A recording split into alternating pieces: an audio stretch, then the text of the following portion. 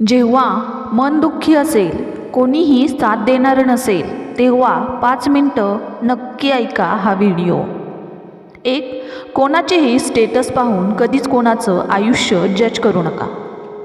कारण कोणताही माणूस स्टेटस तेच ठेवतो जे त्याला चांगलं वाटतं. 2. हाताने आपल्या पायाला विचारलं, सगळे तुझ्या पाया का पडतात, माझ्या का पडत नाहीत? तेव्हा पाय हातांना म्हणाले, त्याच्यासाठी जमिनीवर राहावं लागतं, हवेमध्ये नाही. मोठी स्वप्न पाहण्यासाठी मनापासून काम करावं लागतं. अशीच कोणालाही सफलता मिळत नाही. यश मिळवण्यासाठी मेहनतीच्या आगीमध्ये दिवसरात्र जळावं लागतं. कोणाचाही वर्तमान पाहून त्याची मस्करी उडवू नये. कारण वेळ बदलते, वेळेच्या बरोबर कर्म बदलते. कर्म बदलले की भाग्य बदलते. एवढी ताकद वेळेमध्ये असते की ती कोणाचेही नशीब बदलू शकते. बेरोजगार पुरुष, विधवा स्त्री आणि गरीब वडील यांचे दुःख कोणीही समजू शकत नाही. जे आयुष्य निघून गेलं त्याची आठवण काढू नका. नशिबामध्ये जे लिहिलेलं आहे त्याची तक्रार करू नका. जे होणार आहे ते होणारच, त्याच्यासाठी आजचं आयुष्य बर्बाद करू नका.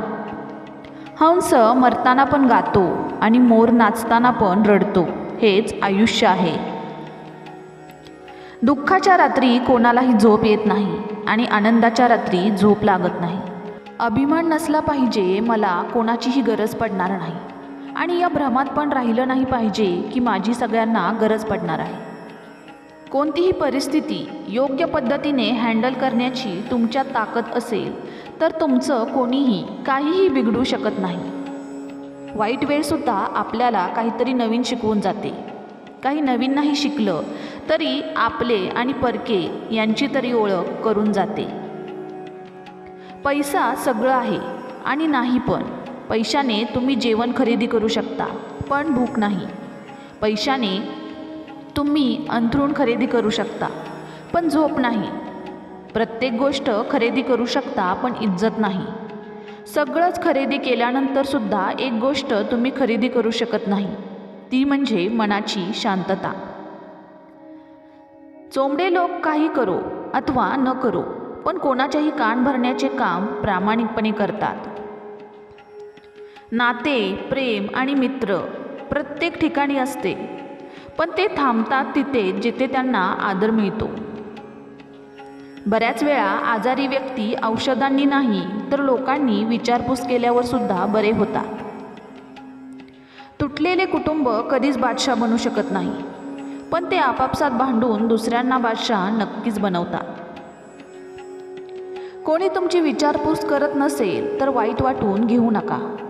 कारण जगामध्ये विचारपूस करणारे कमी आणि घरातील चर्चा बाहेर पसरवणारेच जास्त असतात.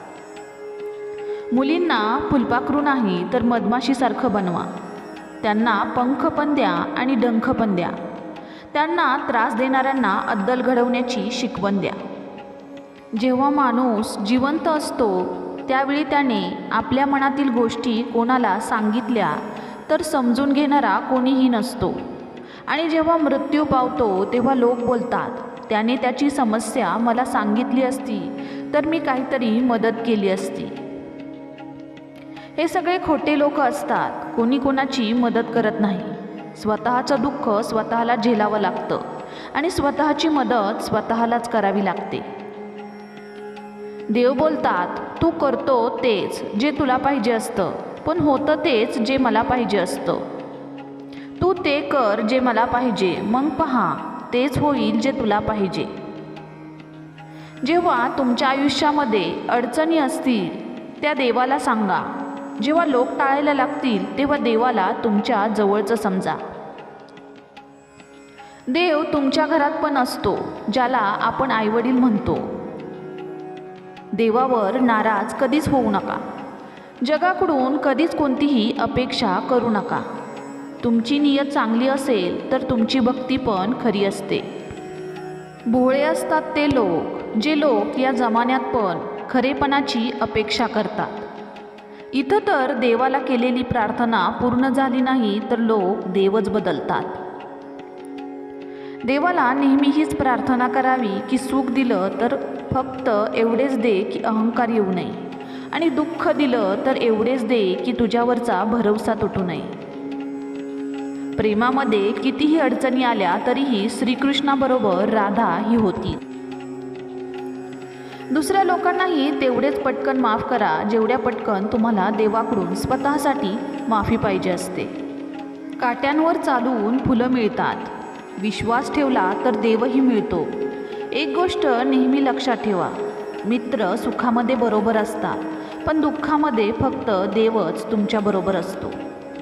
ज्याप्रमाणे दुधामध्ये तूप, फुलांमध्ये सुगंध दिसत नाही, त्याचप्रमाणे आपल्याला दुसऱ्यांचा चांगला स्वभाव आणि स्वतःमधील वाईट गुण दिसत नाहीत. बियांमध्ये झाड, शरीराला होणारे कष्ट जसे दिसत नाहीत, तसेच सगळीकडे अस्तित्व असलेले देव आपल्याला दिसत नाहीत. कोणाचे रूप बदलते तर कोणाची नियत बदलते, पण देवाने हात पकडला तर तुमचे नशीबच बदलते. प्रत्येक व्यक्तीने अडचणीच्या वेळी जरी तुमची साथ सोडली तरीही देव कधीही तुमची साथ सोडत नाही. देवाला जरी घाबरले नाही तरीही केलेल्या कर्माला नक्कीच घाबरा, कारण कर्माचे फळ तर प्रभू श्रीराम आणि श्रीकृष्ण यांनाही भोगावे लागले होते. कर्मावर विश्वास ठेवणे म्हणजे स्वतःवर विश्वास ठेवण्यासारखे आहे, आणि स्वतःवर विश्वास ठेवणे म्हणजे देवावर विश्वास ठेवण्यासारखे आहे. देव जेव्हा कोणत्या व्यक्तीची परीक्षा घेतात त्यावेळी देव त्या व्यक्तीचे सामर्थ्य वाढवतात, कारण त्यामुळेच ती व्यक्ती जास्त समजदारी आणि हिमतीने पुढे जाईल. देव नेहमीच सांगतात, जो माणूस स्वतःसाठी जगतो तो एक दिवस मृत्यू पावतो, पण जो समाजासाठी जगतो तो नेहमीच सगळ्यांच्या लक्षात राहतो. रात्री झोपण्यापूर्वी तुम्ही सगळ्यांना माफ करा. विश्वास ठेवा, सकाळी तुमच्या जागे होण्याआधी देव तुम्हाला माफ करेल. श्रीरामांच्या युगातील रावण चांगला होता. तो त्याचे सगळे चेहरे लोकांना दाखवत तरी होता,